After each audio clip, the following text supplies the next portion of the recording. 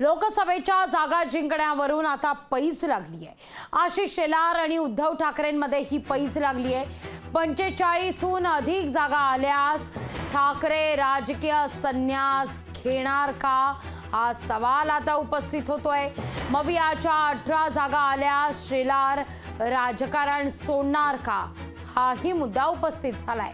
लोकसभा निवडणुकीची पैस कोण जिंकणार याकडे आता सगळ्यांचंच लक्ष आहे। पाहूया या संदर्भातलाच बुलेटिनच्या सुरुवातीला आमचा हा एक स्पेशल रिपोर्ट।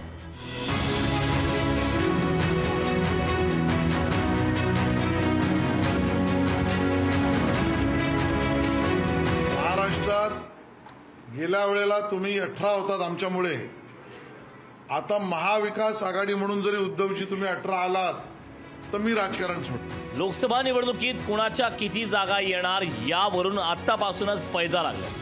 भाजप आणि विरोधी पक्षाचे नेते एकमेकांना आव्हान देताना दिसू लागलेत। महायुतीनं अबकी बार 45 पार असा नारा दिलाय। उद्धव ठाकरेंनीही महाराष्ट्रात महाविकास आघाडी 48 जागा जिंकेल असा दावा केलाय।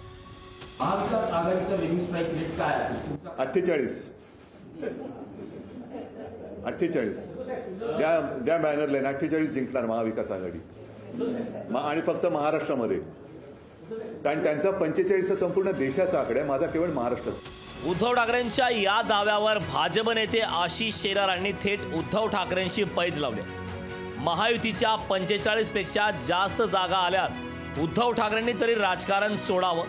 महाविकास आघाडीच्या 18 जागा निवडून आल्या तर आपण राजकारणातून संन्यास घेणार असं आव्हान आशिष शेलार यांनी दिलं। भारतीय जनता पार्टी देशात 45च्या वर गेली तर उद्धव ठाकरेजी तुम्ही राजकारण सोडाल आणि मी तुम्हाला प्रति आव्हान देतो, देशात जाऊ दे, महाराष्ट्रात गेल्या वेळेला तुम्ही 18 होतात आमच्यामुळे, आता महाविकास आघाडी म्हणून जरी उद्धवजी तुम्ही 18 आलात तर मी राजकारण सोडतो। घोडा मैदान दूर नाही, महाराष्ट्राची जनता कोणाला राजकीय संन्यास घ्यायला लावणार हे 4 जूनला स्पष्ट होणार आहे।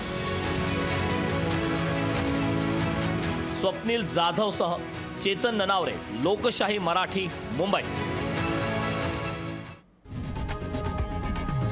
लोकशाही मराठी ऐका, पहा, जागरूक रहा।